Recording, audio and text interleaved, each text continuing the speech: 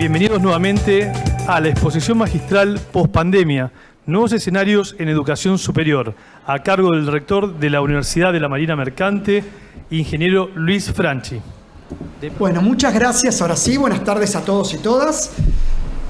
Bueno, en el panel anterior, el cual escuchaba atentamente, pudimos apreciar cuál es el desafío que los docentes universitarios, los estudiantes y aquellos que nos toca conducir la educación superior en el país hemos tenido que enfrentar durante el transcurso de la pandemia e incluso hoy en la pospandemia. ¿Cómo está compuesto el sistema universitario argentino? En Argentina, al día de hoy, hay 131 universidades. En el Congreso de la Nación Argentina hay un proyecto para aprobar 5 universidades más, pero al día de hoy hay 64 universidades de gestión privada y 67 de gestión pública. El total de alumnos universitarios en el sistema universitario argentino en el periodo 2019-2020 fue de 2.343.587. ¿Y cómo se distribuye esa matrícula? 80% está en universidades de gestión pública y 20% en universidades de gestión privada. ¿Qué ocurre en la Ciudad Autónoma de Buenos Aires? Bueno, hay 43 universidades, 30 instituciones de gestión privada y 13 instituciones de gestión pública. Y el total de alumnos que estudian educación superior en el ámbito de la Ciudad de Buenos Aires, también en el mismo periodo, y estadísticas del Ministerio de Educación de la Nación, es del orden de los 562.306 alumnos, o sea, un 35% de la matrícula nacional. Sé que en este evento existen muchos colegas de Latinoamérica que están presentes, y hay que entender que si bien la Universidad de Buenos Aires y la Universidad Tecnológica Nacional tienen sus sedes en la ciudad de Buenos Aires, y para muchos son las universidades de gestión pública que tienen mayor presencia en la ciudad, también existe, como mencioné, mucha oferta de otras universidades de gestión pública también en este distrito. Ahora, ¿cómo se distribuye la matrícula de los estudiantes universitarios, de esos 562.000 en la ciudad de Buenos Aires? Aquí los guarismos cambian radicalmente y tenemos que un 54% de la matrícula está en manos de las universidades de gestión pública y un 45% de la matrícula en universidades de gestión privada. ¿Y por qué menciono todo esto?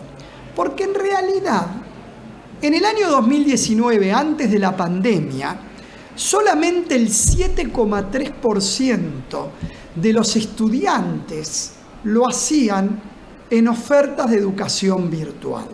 Y cuando hablo, quienes me precedieron en el uso de la palabra introdujeron muchos conceptos que son muy importantes y que deberíamos tener un glosario, porque los hechos se devinieron con una velocidad en la cual todavía no nos pudimos poner de acuerdo en la terminología. Voy a intentar muy brevemente en tratar de ordenarnos para algunos conceptos, tomarlos cuando abordamos este tema.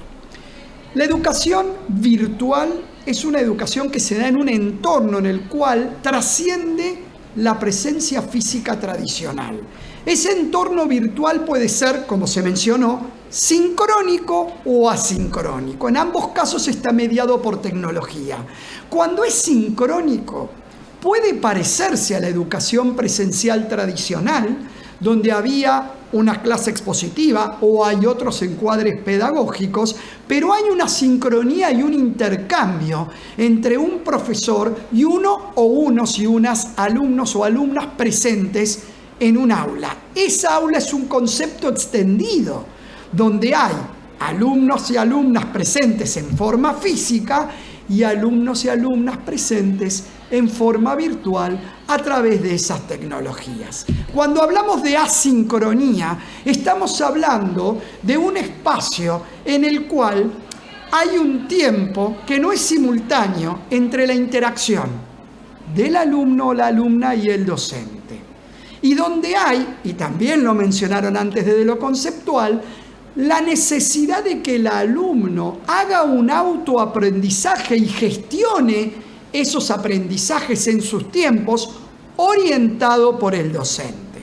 Bien, esto existía para las ofertas virtuales. Hablo del año 2019, que solo alcanzaba a 172.000 estudiantes en todo el país, sobre una masa total de 2.300.000 y pico. ¿Qué pasó en el año 2020 y en el 2021? Bueno, todos saben, vino la pandemia. Y la pandemia nos arrojó violentamente como instituciones a la virtualidad de emergencia. Teníamos un 7,3% que ya venía desarrollando programas, pero teníamos una serie de docentes y de alumnos que tuvieron de la noche a la mañana que capacitarse en campo, en la trinchera, en el día a día. Tuvieron que incorporar de manera violenta nuevas tecnologías y tuvieron que capacitarse en el uso de las mismas. Esto aceleró violentamente los procesos. Quienes me precedieron en el uso de la palabra introdujeron muchos conceptos muy interesantes. Por ejemplo, alguien habló de lo que sucedía en el avión cuando se le pedía a un progenitor, a un padre, que primero él se coloque la mascarilla para poder asistir a los menores. Se hizo la paradoja con la necesidad de que el docente se capacite antes de exigir o pedirle al alumno que también se introduzca para que pueda haber un diálogo balanceado y equitativo en términos de ese modelo de aprendizaje y enseñanza. ¿Cuál era el modelo en Argentina hasta ese momento? Estaba la resolución 2641. La resolución 2641 del año de 2017 determinaba cómo debía desarrollarse la educación virtual en Argentina. Y en el punto 3.2.1 mencionaba claramente que la educación presencial eran aquellas actividades que se desarrollaban en un mismo espacio y tiempo, lo cual hablaba del confinamiento de un espacio físico como el que estoy ahora. Sin embargo, durante todo el transcurso de la pospandemia, y hablamos de los años 2020 y 2021, se observó a través de la experiencia y la práctica que los entornos virtuales permitían, incluso en contextos de presencialidad, conceptualizar el aula como un espacio físico extendido, mediado por tecnología, siempre que hubiera sincronía y capacidad de interacción entre el alumno o los alumnos y alumnas y el docente. La normativa en Argentina es clara y emana del Ministerio de Educación de la Nación, y las universidades se someten a esa normativa y proceden en conformidad de ella. Hoy a una universidad presentar un plan de educación a distancia implica para su aprobación en una carrera de posgrado o grado probablemente entre 1 o 2 años. Sin embargo, existen dos actores que para la vida de las universidades son críticos. Y son, por un lado, la Dirección Nacional de Gestión Universitaria, dependiente del Ministerio de Educación de la Nación, y por el otro, la Comisión Nacional de Evaluación y Acreditación Universitaria, donde las universidades, por un lado, son evaluadas por su desarrollo y su propia práctica, y por otro lado, las carreras que están en el marco del artículo 43 son acreditadas en cuestión de la comparación con estándares de calidad. Ambos organismos, tanto la Comisión Nacional de Evaluación y Acreditación Universitaria como la Dirección Nacional de Gestión Universitaria, emitieron documentos que fueron muy interesantes para las universidades, donde conceptualizaron esto que yo ya vengo mencionando y reiterando, que podíamos discutir lo que era la presencialidad y que debíamos, o por lo menos podríamos abrir la discusión a abandonar la presencialidad física tradicional como se venía desarrollando, y podíamos empezar a pensar en una presencialidad que era un aula extendida, que estaba mediada por tecnología, que se caracterizaba por una sincronía, donde había interacción entre docentes y alumnos, pero no necesariamente todos en el mismo espacio físico. Sí, todos con capacidad de interactuar. Esto es un cambio tremendo, porque tira por tierra las fronteras y los espacios tradicionales a los que estábamos acostumbrados de educación tradicional presencial y abre un nuevo universo donde el alumno y el docente pueden, a través de la tecnología, aprovechar a los nativos informáticos, toda la capacitación adquirida durante los procesos de pandemia en emergencia, la utilización de nuevas tecnologías para potenciar esos procesos. Muy bien. Además de esto, el Consejo Interuniversitario Nacional, el órgano que nuclea todas las universidades de gestión pública, sacó hace poco una resolución de comité ejecutivo, la 1716/22, donde también hace consideraciones en esta línea. Bueno, esto nos cita a todas las universidades en un nuevo escenario. Yo, como rector de una universidad, y he hablado con muchos de mis colegas, soy un agradecido de la oportunidad que la vida me da porque nos ha dado un contexto cambiante, nos ha permitido pensar de manera disruptiva, nos ha permitido avanzar mucho más rápido que el cambio de la normativa habitual permite. Entonces, un congreso como este que habla de innovación tiene que tener presente, y este era mi aporte, o fue el intento de mi aporte, que vuelen, que piensen aquellos que están elaborando nuevos marcos conceptuales educativos, nuevos encuadres pedagógicos, que están pensando en nuevas metodologías didácticas y que vuelen aquellos que de la mano de la tecnología nos presentan, que creo que son los que van a estar después de mí, nos van a presentar qué aportes dan las nuevas tecnologías para nuevos modelos en los cuales se puede llevar adelante esta educación en conceptos de hibridez, y van a discutir cuáles son las herramientas con las cuales vamos a poder potenciar la educación sincrónica y la educación asincrónica, porque hoy en la República Argentina, y esto lo hablo para Latinoamérica, para aquellos que quieran interactuar con nosotros y con los cuales podamos hacer programas de internacionalización de la educación superior, la normativa acompaña y permiten estos organismos que las universidades, a través de sus claustros, puedan llevar adelante estas modalidades innovadoras. Todos estamos de acuerdo en que los jóvenes de hoy son nativos informáticos y piensan e interactúan con la tecnología de otra manera.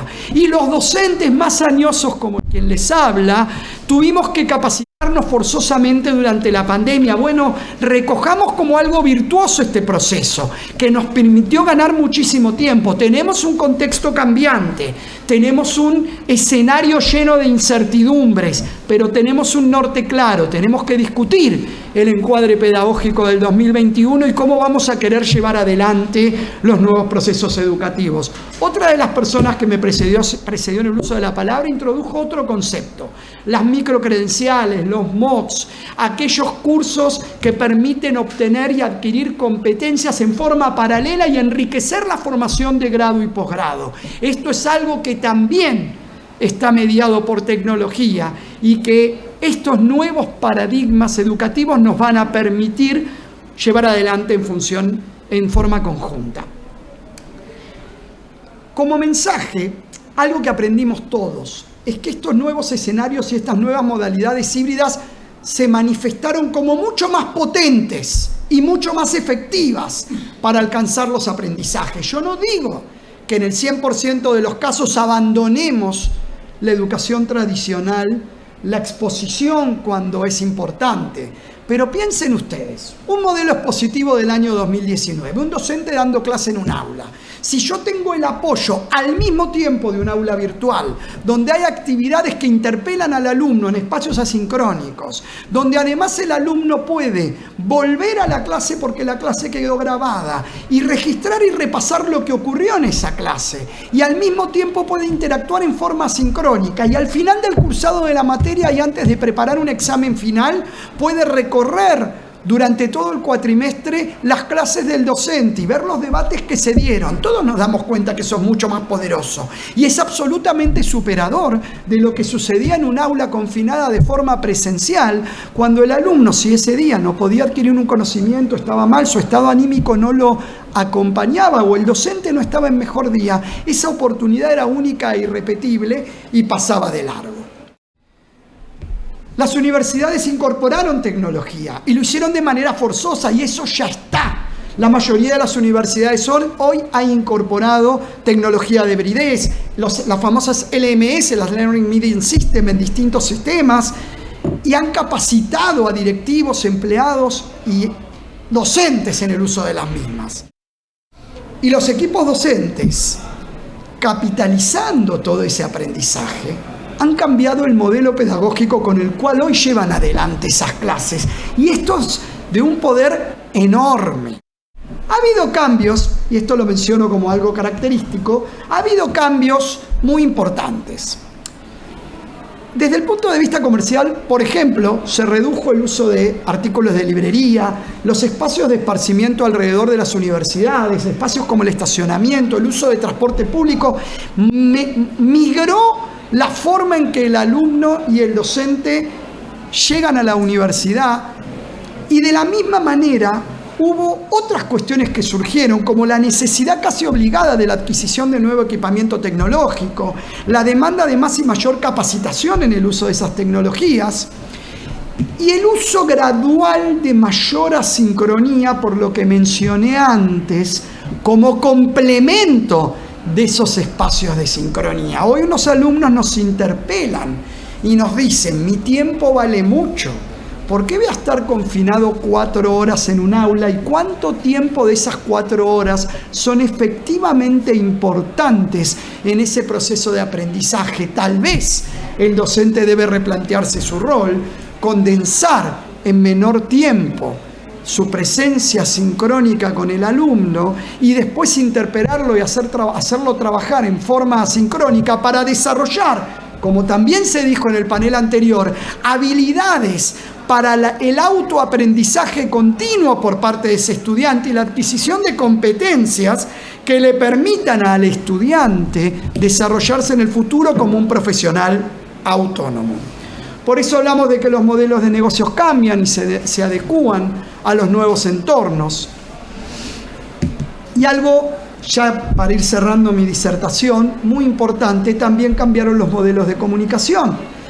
Y también se va a requerir la incorporación en las instituciones educativas de funcionarios y empleados y personal no docente con otras competencias.